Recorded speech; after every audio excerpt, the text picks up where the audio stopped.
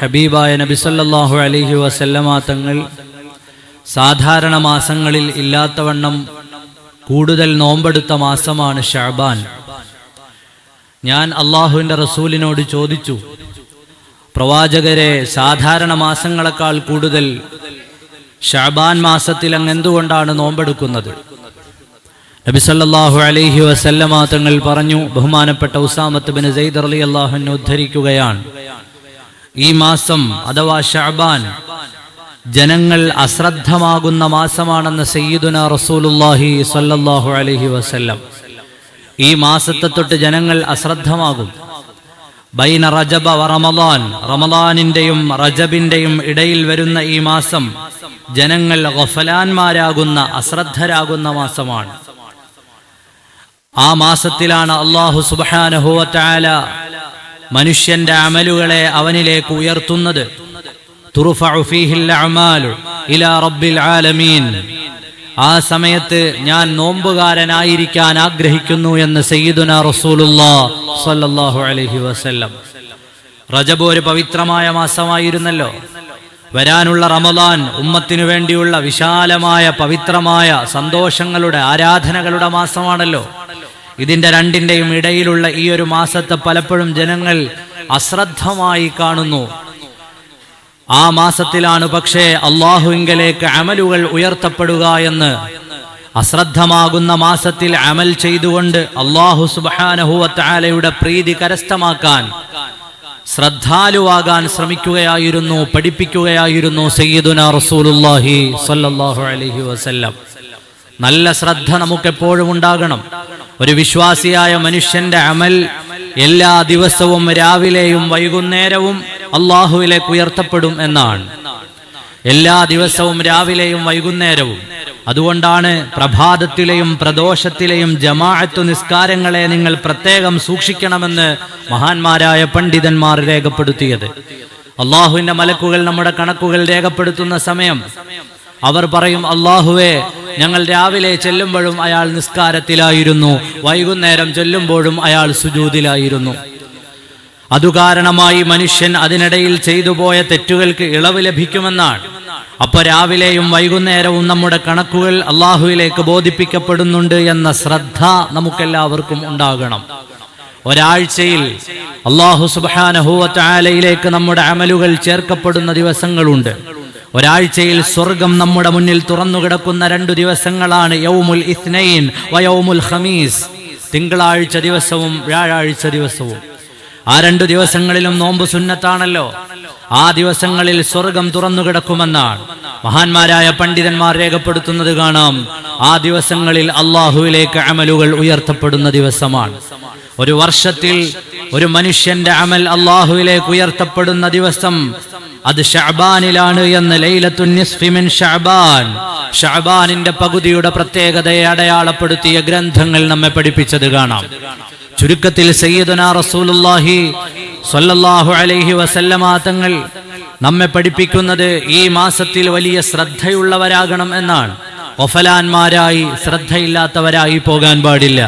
അള്ളാഹുവിലേക്ക് നമ്മുടെ കണക്കുകൾ സമർപ്പിക്കുമ്പോൾ അവസാനത്തിൽ ഇവൻ നോമ്പുകാരനാണ് എന്ന് എഴുതുന്നതിലൂടെ ഖൈറായ ഒരു അമലാണ് അവൻ ചെയ്തു നിർത്തിയിട്ടുള്ളത് എന്ന് റബ്ബിലേക്ക് ചേർക്കുന്നതിലൂടെ അള്ളാഹുവിന്റെ കാരുണ്യം ലഭിക്കുമെന്ന പ്രതീക്ഷയാണ്.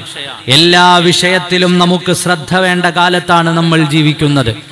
എല്ലാ വിഷയത്തിലും നമ്മുടെ ശ്രദ്ധ എപ്പോഴും ഉണ്ടാകണം. വിശ്വാസിയായ ഒരു മനുഷ്യൻ അശ്രദ്ധനായി പോകാൻ പാടില്ല, അലസനായി പോകാൻ പാടില്ല. നബി സല്ലല്ലാഹു അലൈഹി വസല്ലമ തങ്ങളിൽ നിന്നുള്ള പാഠം അതാണ് നമ്മെ ഓർമ്മപ്പെടുത്തുന്നത്.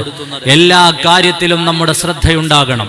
നമ്മുടെ മക്കളുടെ കാര്യത്തിൽ വളരെയേറെ ശ്രദ്ധയോടെ നാം ഇടപെടേണ്ട സമയമാണ്. നിങ്ങൾ കണ്ടില്ലേ, മലപ്പുറം ജില്ലയിൽ 16 വയസ്സുള്ള ആൺകുട്ടിയാൽ പീഡിപ്പിക്കപ്പെട്ടാണ് 14 വയസ്സുകാരിയായ പെൺകുട്ടി കൊല്ലപ്പെട്ടത്. മലപ്പുറം ജില്ലയിലെ കരുവാരക്കുണ്ടിൽ നിന്ന് കഴിഞ്ഞ ഒരാഴ്ചയിൽ നമ്മളൊക്കെ വായിച്ച വാർത്തയാണ്. 16-കാരനായ ആൺ സുഹൃത്ത് 14 വയസ്സ് മാത്രമുള്ള ഒരു പെൺകുട്ടിയെ ലൈംഗികമായി പീഡിപ്പിക്കുകയും അവളുടെ ജഡം റെയിൽവേ ട്രാക്കിന് സമീപത്തു നിന്ന് കണ്ടെത്തുകയും ചെയ്തു. നമുക്കാർക്കും ഒരു അത്ഭുതമില്ല, ഒരു ഞെട്ടലില്ല. പഴയ കാലത്ത് ഇത്തരം വാർത്തകൾ നമ്മൾ വായിച്ചിരുന്നത് യൂറോപ്പിൽ നിന്നോ അമേരിക്കയിൽ നിന്നോ ഒക്കെ ആയിരുന്നുവെങ്കിൽ ഇന്നിതാ നമ്മുടെ വിളിച്ചാൽ കേൾക്കുന്ന ദൂരത്ത് കിലോമീറ്ററുകൾക്കകലെ നാം ഈ വാർത്തകൾ വായിക്കുകയാണ്. നമ്മുടെ മക്കളുടെ കാര്യത്തിൽ ശ്രദ്ധ നഷ്ടപ്പെട്ടു പോയി. തന്റെ മകന്, തന്റെ മകൾക്ക്, പ്രായപൂർത്തിയായ മക്കൾക്ക് അനുവദനീയമല്ലാത്ത പ്രണയബന്ധങ്ങളുണ്ട് എന്നറിഞ്ഞാൽ ഇന്ന് രക്ഷകർത്താക്കൾക്ക് യാതൊരു കൂസലുമില്ല. തന്റെ മകനൊരു പ്രണയമുണ്ട്, തന്റെ മകൾ ഒരാളെ പ്രണയിക്കുന്നുണ്ട് എന്നറിഞ്ഞാൽ ഒരു ഗൗരവവും ആ വിഷയത്തിൽ കൊടുക്കാറില്ല. ആയിക്കോട്ടെ, നടന്നോട്ടെ, അവരുടെ ഇഷ്ടം പോലെ ജീവിച്ചോട്ടെ എന്ന സാഹചര്യത്തിലേക്ക് കാര്യങ്ങൾ എത്തുകയാണ്.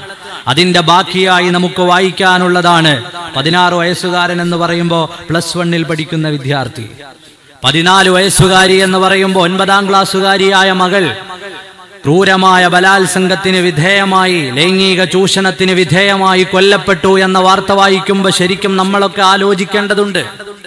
ഇന്നൊരു സ്കൂളിൽ ഒരു അധ്യാപകന് തന്റെ വിദ്യാർത്ഥികൾ പരിധി വിട്ട് പെരുമാറിയാൽ അങ്ങനെ ചെയ്യരുത് എന്ന് പറയാൻ പ്രയാസമുള്ള കാലമാണ്. അങ്ങനെ ചെയ്യരുതെന്ന് പറഞ്ഞാൽ അധ്യാപകന്റെ ജോലി തെറിക്കും. അധ്യാപകൻ അതിൽ ഇടപെടാൻ അവസരമില്ല.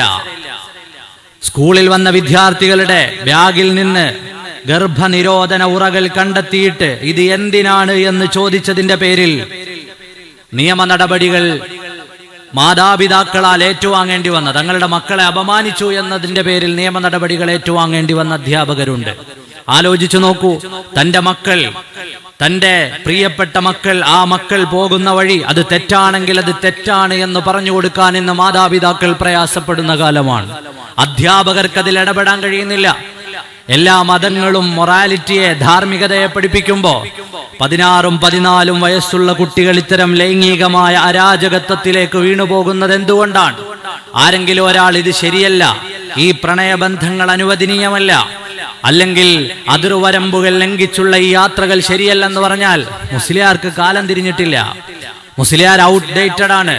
അവര് കസിൻസ് അല്ലേ, അവര് ഫ്രണ്ട്സ് അല്ലേ, അവര് ബെസ്റ്റിയല്ലേ, അവര് കാമുകനല്ലേ, അല്ലെങ്കിൽ അവര് ഒന്നിച്ചു പഠിക്കുന്നവരല്ലേ, അവരിങ്ങനെ ജീവിച്ചോട്ടെ, നിങ്ങളെന്തിന് കണ്ണുരുട്ടണം?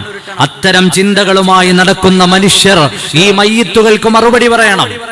14 വയസ്സ് മാത്രം പ്രായമുള്ള ഒരു പെൺകുഞ്ഞിനെയാണ് പിച്ചിച്ചീന്തി റെയിൽവേ ട്രാക്കിൽ ഉപേക്ഷിച്ചത്. 16 വയസ്സുള്ള കാമുകന് സംശയരോഗമായിരുന്നു അത്രേ. ഇത്തരം സാഹചര്യങ്ങളിലേക്ക് തുറക്കുന്ന വാതിലെല്ലാം അടച്ചുകളയുകയായിരുന്നു പരിശുദ്ധമായ ഇസ്ലാം. അതെന്തിന്റെ പേരിലാണെങ്കിലും. പക്ഷെ ഇന്നതൊക്കെ പറയാൻ ആളുകൾക്ക് ഭയമാണ്. പരസ്പരമുള്ള ഈ ബന്ധങ്ങൾ ഹറാമാണ് എന്ന് പറഞ്ഞു കൊടുക്കുമ്പോൾ അതിനെ നെവർ മൈൻഡ്, അത് നമ്മൾ സ്വീകരിക്കേണ്ടതല്ല. വീടിന്റെ ഉള്ളിൽ തന്റെ കുടുംബത്തിലെ എല്ലാ പുരുഷന്മാർക്കും, അല്ലെങ്കിൽ തന്റെ കുടുംബത്തിൽ അനുവദനീയമല്ലാത്ത പുരുഷന്മാർക്കൊക്കെയും അവസരം സൃഷ്ടിച്ചു കൊടുക്കുന്ന സാഹചര്യത്തിലേക്ക് വരുമ്പോൾ അള്ളാഹുവിന്റെ പരിശുദ്ധമായ ദീൻ ചില ബന്ധങ്ങളെ നിർണയിച്ചിട്ടുണ്ട്. അതിനപ്പുറത്തേക്ക് കടന്നു പോകരുത് എന്നൊരാൾ പറഞ്ഞാൽ അയാൾക്ക് കാലം തിരിയാത്തവനായി മാറുന്ന കാലമാണ്. അവിടെയാണ് ഞാൻ പറഞ്ഞു വരുന്നത്, മക്കളുടെ കാര്യത്തിൽ നല്ല ശ്രദ്ധയുണ്ടാകണം. മക്കൾ നമ്മുടേതാണ്. ഈ തിയറിയൊക്കെ പറയുന്നവർക്ക്, ഈ ലിബറലിസം അല്ലെങ്കിൽ മറ്റേതെങ്കിലും ഒക്കെ തരത്തിലുള്ള തുറന്ന ലോകങ്ങളെ കുറിച്ച് ചർച്ച ചെയ്യുന്നവർക്ക് നഷ്ടപ്പെടാനൊന്നുമില്ല. നമ്മുടെ മക്കൾക്ക് വേണ്ടി അവരുടെ ധാർമ്മികതയെ നിലനിർത്തി കൊടുക്കാൻ എപ്പോഴും നമ്മൾ ശ്രദ്ധയുള്ളവരായിരിക്കണം. എല്ലാ വിഷയത്തിലും നമ്മുടെ ശ്രദ്ധകൾ എപ്പോഴും ഉണ്ടാവണം. ഹബീബായ സയ്യിദുനാ റസൂലുള്ളാഹി സ്വല്ലല്ലാഹു അലൈഹി വസല്ലമ തങ്ങൾ നമ്മെ അങ്ങനെയാണ് പഠിപ്പിച്ചിട്ടുള്ളത്. തെറ്റുകൾ ചൂണ്ടിക്കാണിച്ചു കൊടുക്കുന്ന സമയത്ത് അതിനും പരിശുദ്ധമായ ഇസ്ലാമിന് കൃത്യമായ മാനദണ്ഡങ്ങളുണ്ട്. ഒരാളെ ഒരു സമൂഹത്തിന്റെ മുന്നിൽ വെച്ച് അധിക്ഷേപിക്കാൻ ഇസ്ലാം അനുവദിക്കുന്നില്ല. ഒരാളൊരു തെറ്റു ചെയ്തു, അയാൾ ഒരു സമൂഹത്തിന്റെ മുമ്പിൽ വെച്ച് ഉപദേശിക്കുക, നിങ്ങൾ ചെയ്തത് ശരിയായില്ല എന്ന് പറഞ്ഞ് അയാളെ എഴുന്നേൽപ്പിച്ചു നിർത്തി, അല്ലെങ്കിൽ സമൂഹം കാണുക അയാൾ ചെയ്ത തെറ്റിനെ കുറ്റം പറഞ്ഞുകൊണ്ട്, അയാൾ ചെയ്ത ആ തെറ്റിനെ എടുത്തു പറഞ്ഞുകൊണ്ട് അയാളുടെ അഭിമാനത്തെ വ്രണപ്പെടുത്തിയാൽ അതിന് പടച്ചവനിൽ നിന്ന് കൂലി കിട്ടാനില്ല. ഒരാൾ തെറ്റു ചെയ്തു, അയാളോട് എങ്ങനെ സമീപിക്കണമെന്ന് ഇമാമുന ശാഫിഈ റളിയല്ലാഹു അൻഹു നമ്മെ പഠിപ്പിക്കുകയാണ്.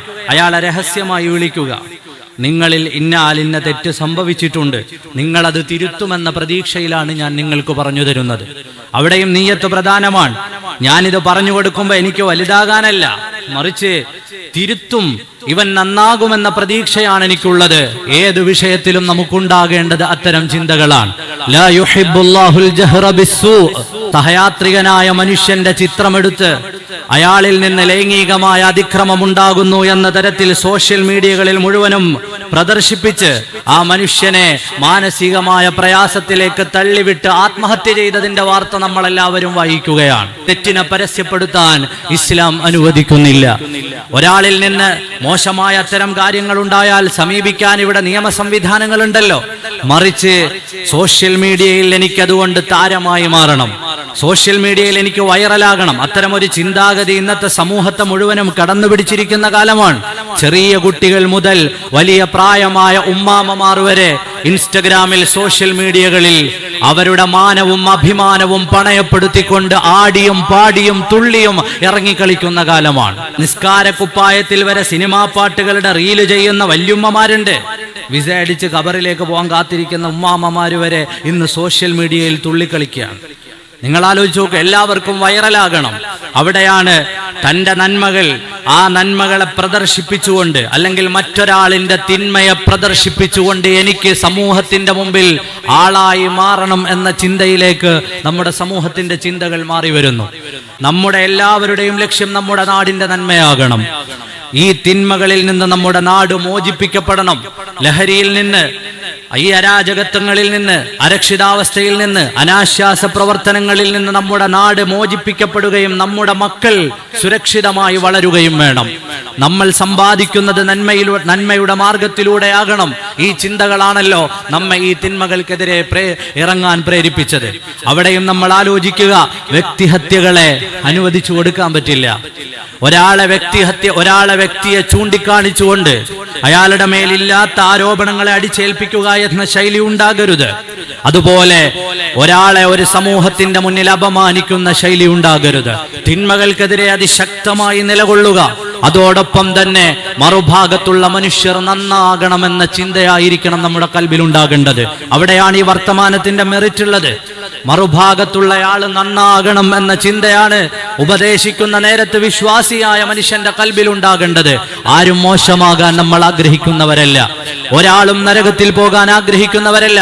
ആരും നരകത്തിൽ പോകരുതേ എന്ന് ആഗ്രഹിച്ചുകൊണ്ടാകണം ഓരോരുത്തരുടെയും ഇടപെടൽ, നമ്മുടെ ദുആഉകൾ, നമ്മുടെ ഇടപാടുകൾ, നമ്മുടെ വർത്തമാനങ്ങൾ. അങ്ങനെയാണ് സയ്യിദുനാ റസൂലുള്ളാഹി സ്വല്ലല്ലാഹു അലൈഹി വസല്ലമ തങ്ങൾ നമ്മെ പഠിപ്പിച്ചു തന്നത്. അതുകൊണ്ട് നമ്മുടെ പ്രതിഷേധങ്ങളോ നമ്മുടെ ഇടപാടുകളോ ഒരു വ്യക്തിയെ, ഒരാളിനെ, അയാളെ കേന്ദ്രീകരിച്ച് അയാളുടെ വ്യക്തിത്വത്തെ അപമാനിക്കുന്ന തരത്തിലേക്കായി പോകാതെ സാമൂഹികമായി നിലനിൽക്കുന്ന ഇത്തരം തിന്മകളെ തുറന്നു കാണിച്ചുകൊണ്ട് എതിർക്കാൻ നമുക്കൊക്കെയും കഴിയണം. അൽഹംദുലില്ലാഹ്, നമ്മുടെ മഹല്ലിലെ യുവാക്കൾ എല്ലാവരും അതിശക്തമായി മുന്നോട്ട് വന്നപ്പോ ഇത്തരം വിഷയങ്ങൾക്ക് നല്ല തീരുമാനങ്ങൾ ഉണ്ടായിട്ടുണ്ട്. പ്രിയപ്പെട്ട സഹോദരങ്ങളെ, തിന്മകൾക്കെതിരെ നമ്മളെല്ലാവരും ഒറ്റക്കെട്ടാണ്. അതോടൊപ്പം തന്നെ ഒരു മനുഷ്യനെയും വ്യക്തിഹത്യ ചെയ്യാതെ, ഒരു മനുഷ്യന്റെയും അഭിമാനത്തെയോ മാനത്തെയോ പിച്ചു ചീന്താതെ, അറഫാ പ്രസംഗത്തിൽ സയ്യിദുനാ റസൂലുള്ളാഹി സ്വല്ലല്ലാഹു അലൈഹി വസല്ലമ തങ്ങൾ പറഞ്ഞില്ലേ, മാനവും അഭിമാനവും അതുപോലെ രക്തവും അതെല്ലാം അത് പവിത്രമാണെന്ന് സയ്യിദുനാ റസൂലുള്ളാഹി സ്വല്ലല്ലാഹു അലൈഹി വസല്ലം. ഇന്നത്തെ ദിവസം പോലെ അവന്റെ അഭിമാനം പവിത്രമാണ്, അവന്റെ മാനം പവിത്രമാണ്. മറ്റൊരാളിന്റെ മാനത്തെ പിച്ചു ചീന്തരുതെന്നാണ്, അഭിമാനത്തെ പിച്ചു ചീന്തരുതെന്നാണ് സയ്യിദുനാ മുഹമ്മദുർ റസൂലുള്ളാഹി സ്വല്ലല്ലാഹു അലൈഹി വസല്ലമ തങ്ങളുടെ പാഠം. ആ പാഠം അറിയുന്ന ഏതെങ്കിലും ഒരു മനുഷ്യന് കൂടെയുള്ള ഒരാളിന്റെ വീഡിയോ എടുത്ത് ലോകം മുഴുവനും പ്രദർശിപ്പിച്ച് ആ മനുഷ്യനെ ആത്മഹത്യയിലേക്ക് തള്ളിവിടാൻ കഴിയുമെന്ന് തോന്നുന്നില്ല. അവിടെയാണ് നമ്മൾ ഇസ്ലാമിന്റെ പാഠങ്ങളെ പഠിക്കേണ്ടത്. ഏത് വിഷയം വന്നാലും നമ്മുടെ മുമ്പിൽ അവതരിപ്പിക്കാൻ അള്ളാഹുവിന്റെ റസൂലിന്റെ ജീവിതമുണ്ട്. ഹബീബായ നബി തങ്ങൾ നമ്മെ പഠിപ്പിച്ച പാഠങ്ങളും ഹദീസുകളും എല്ലാം ഉണ്ട്. നമ്മുടെ മുന്നിലൂടെ, കൺമുന്നിലൂടെ നടന്നുകൊണ്ടിരിക്കുന്ന ഈ വിഷയങ്ങൾക്കെല്ലാം നമുക്ക് മുമ്പിൽ അവതരിപ്പിക്കാൻ ഖുർആനിന്റെ പാഠങ്ങളുണ്ട്. അപ്പൊ പരിശുദ്ധമായ ദീൻ അത് അനുവദിച്ച അത് ഹലാലാക്കിയ മാർഗത്തിലൂടെ നമ്മുടെ ഇടപാടുകൾ നടത്തുക. നമ്മൾ സമ്പാദിക്കുന്നതിൽ ശ്രദ്ധയുണ്ടാകണമെന്നാണ് കഴിഞ്ഞ ക്ലാസ്സുകളിൽ, കഴിഞ്ഞ ആഴ്ചകളിൽ നമ്മൾ പറഞ്ഞത്. നമ്മൾ സമ്പാദിക്കുന്നത് ഹലാൽ അല്ലെങ്കിൽ സയ്യിദുനാ മുഹീദ്ദീൻ ശൈഖ് റളിയല്ലാഹു അൻഹു അവിടുത്തെ മവാഇലിൽ പറയുന്നുണ്ട്, നമ്മുടെ മക്കൾ ഹറാമ് കഴിച്ചാൽ അവര് ഹറാമുകൾ ചെയ്യുന്നതിലേക്കാണ് ശ്രദ്ധയുള്ളവരാവുക. ഹറാമ് മുളപ്പിക്കുന്നത് നരകത്തിലേക്കുള്ള വഴിയാണ്. നമ്മുടെ മക്കൾക്ക് നൽകുന്ന ഭക്ഷണം അത് ഹലാലാണ് എന്ന് ഉറപ്പിക്കുക. ഇല്ലെങ്കിൽ നമ്മൾ ഇത്രയെല്ലാം സമ്പാദിച്ചാലും നമ്മുടെ ഖബറിന്റെ ചാര വന്നൊരു ഫാത്തിഹ ഓതാൻ പറ്റിയ ഒരു മകൻ നമുക്കില്ലാതെ പോകും. അള്ളാഹു പരീക്ഷിക്കുമെന്നാണ് സമ്പത്ത് അല്ലാഹു സുബ്ഹാനഹു വ തആല അനുവദിച്ച മാർഗത്തിലൂടെയാണ് നേടേണ്ടത്. അല്ലാതെ നേടിയാൽ ഒരു ചെറിയ, നമുക്കെല്ലാവർക്കും അറിയാം, എത്രയോ പഴയ കാലത്ത് പേരുകേട്ട കുടുംബങ്ങളും തറവാടുകളും പിൽക്കാലത്ത് ക്ഷയിച്ചു വീണുപോയിട്ടില്ലേ? മനുഷ്യനുണ്ടാക്കിയ സമ്പത്തൊക്കെ ഇല്ലാതെയാകാൻ വളരെ ചെറിയ നിസ്സാരമായ രോഗങ്ങൾ മതിയാവുകയില്ലേ? അപ്പൊ നമ്മൾ ഉണ്ടാക്കുന്ന സമ്പത്ത്, ആ സമ്പത്ത് ഹലാലായ മാർഗത്തിലല്ലെങ്കിൽ നമ്മുടെ തലമുറകൾ വഴിപിഴച്ചു പോകാൻ അത് കാരണമാകും. നമ്മുടെ മക്കൾ നശിക്കാൻ അത് കാരണമാകും. ആ ഹറാമ് നമ്മുടെ ഭാര്യമാർക്ക് നൽകിയാൽ ആ ഭാര്യമാർ നമ്മളാകുന്ന ഹലാലായ ബന്ധത്തിൽ നിന്ന് അന്യന്റെ കൂടെ ഇറങ്ങിപ്പോകാൻ അത് കാരണമാകും. ഹറാമിന്റെ വേലി ചാടിപ്പോകാൻ വേറൊന്നും വേണ്ട, ഹറാമായ ഭക്ഷണം ഭാര്യമാർക്ക് കൊടുത്താൽ മതി. അവിടെയാണ് വളരെ ശ്രദ്ധയോടുകൂടി നമ്മൾ സമ്പാദിക്കുന്ന ഓരോ പൈസയും, നമ്മുടെ ഓരോ ഇടപാടും അള്ളാഹുവിന് പൊരുത്തപ്പെട്ട തരത്തിലായി ശ്രദ്ധാലുക്കളായി ജീവിക്കാൻ പരിശുദ്ധമായ ഇസ്ലാം നമ്മോട് പറയുന്നത്. അള്ളാഹു സുബ്ഹാനഹു വ തആല അതിന് നമുക്ക് തൗഫീഖ് നൽകുമാറാകട്ടെ. അള്ളാഹു അതിന് നമുക്ക് തൗഫീഖ് നൽകുമാറാകട്ടെ. ഈ മാസത്തെ വളരെയേറെ ശ്രദ്ധയോടുകൂടി കാണുകയും ധാരാളം സുന്നത്ത് നോമ്പുകൾ സയ്യിദുനാ റസൂലുള്ളാഹി സ്വല്ലല്ലാഹു അലൈഹി വസല്ലമ തങ്ങൾ ശഅബാൻ മാസത്തിൽ എടുത്തിരുന്നു എന്നാണ്. ശഅബാനിൽ ധാരാളമായ സുന്നത്ത് നോമ്പുകൾ എടുക്കുക. അല്ലാഹു റബ്ബുൽ ആലമീൻ അതിന് നമുക്ക് തൗഫീഖ് നൽകുമാറാകട്ടെ. 2 ദിവസം കഴിഞ്ഞാൽ നമ്മുടെ രാജ്യത്തിന്റെ റിപ്പബ്ലിക് ഡേ ആണ്. ഈ പറഞ്ഞതുപോലെ പൗരന്മാരെന്ന രീതിയിൽ നമ്മുടെ രാജ്യത്തിന്റെ ഭരണഘടനയ്ക്ക് ശ്രദ്ധയോടെ കാവലിരിക്കേണ്ട സമയമാണ്.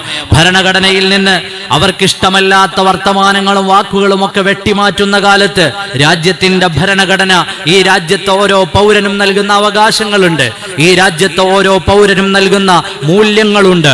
അവന്റെ നിലനിൽപ്പിനാധാരമായ മൂല്യങ്ങളെ അവതരിപ്പിക്കുന്ന ഭരണഘടന, ആ ഭരണഘടനയുടെ അന്തസത്ത ചോർന്നു പോകാതെ അതിന് കാവലിരിക്കുക എന്ന ജനാധിപത്യപരമായ പോരാട്ടം നമ്മുടെ മുന്നിലുണ്ട്. പ്രിയപ്പെട്ട സഹോദരങ്ങളെ, രാജ്യത്തിന്റെ ഭരണഘടനയെ കുറിച്ച് പഠിക്കുക, രാജ്യത്തിന്റെ ഭരണഘടനാ നിർമ്മാണത്തെ കുറിച്ച് പഠിക്കുക. രാജ്യത്തെ എല്ലാ മനുഷ്യരെയും ഉൾക്കൊള്ളുന്നതാണ് നമ്മുടെ ഭരണഘടന. We the people of India. ഇന്ത്യയുടെ ഭരണഘടന തുടങ്ങുന്നത് അങ്ങനെയാണ്. എന്തുകൊണ്ടാണ് അതൊരു ദൈവനാമത്തിൽ ആരംഭിക്കാതിരുന്നത്? അവിടെ വിശാലമായ ചർച്ചകൾ നമുക്ക് ചരിത്രത്തിൽ നിന്ന് കാണാം. ഈ രാജ്യത്ത് എല്ലാവിധ മനുഷ്യരും ഉണ്ട്. മതമുള്ളവരുണ്ട്, മതമില്ലാത്തവരുണ്ട്, കോടിക്കണക്കിന് ദൈവസങ്കല്പങ്ങളുള്ളവരുണ്ട്, തീരെ ദൈവസങ്കല്പങ്ങളില്ലാത്ത മനുഷ്യരുണ്ട്. എല്ലാ മനുഷ്യരെയും ഉൾക്കൊള്ളുന്നതാകണമെന്ന് വിചാരിച്ചതുകൊണ്ടാണ് ഭരണഘടനാ ശില്പികൾ രാജ്യത്തിന്റെ ഭരണഘടനയുടെ ആമുഖം എഴുതി തുടങ്ങിയത് we the people of India എന്ന വർത്തമാനത്തിലാക്കിയത്. നമ്മൾ ഇന്ത്യൻ ജനത. അവിടെ നിന്നിങ്ങോട്ട് തുടങ്ങുന്ന ലോകത്തെ തന്നെ മഹത്തരമായ ഒരു ഭരണ സംവിധാനവും ഭരണഘടനയും നമുക്കുണ്ട്. ആ ഭരണഘടനയ്ക്ക് കാവലിരിക്കേണ്ട കാലത്താണ് നമ്മളുള്ളത്. അതിനെക്കുറിച്ച് കൂടുതൽ പഠിക്കാനും അറിയാനും ഭരണഘടന നമുക്ക് നൽകുന്ന അവകാശങ്ങളെ ഉയർത്തിപ്പിടിച്ച് ജനാധിപത്യ പോരാട്ടങ്ങളുടെ ഭാഗമാകാനും നാം എല്ലാവരും സജ്ജമാകണം. അള്ളാഹു നമ്മുടെ രാജ്യത്തിന് സമാധാനം നൽകുമാറാകട്ടെ.